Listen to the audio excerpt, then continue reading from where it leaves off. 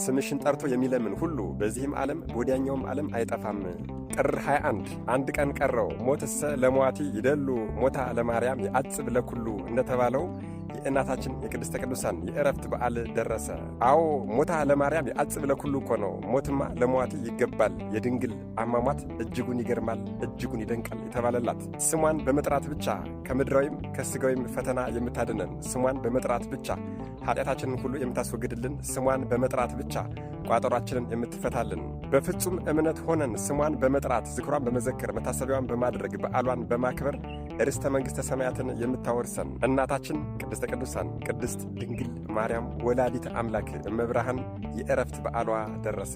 ሁላችሁም እንደምታውቁትና እንዳነበባችሁት መጽሐፈ ስንክሳር ላይ እንደዚህ ብሎ ተቀምጧል። ታዲያ እናንተ ደግሞ እንደተለመደው በደንብ አድርጋችሁ ኮፒ ሊንክ እያደረጋችሁ ለሁሉም ሰው አዳርሱልኝ። የምትችሉ 21 የማትችሉ 3 ጊዜ ኮፒ ሊንክ በማድረግ ለሁሉም ሰው እንዲዳረስ አድርጉልኝ።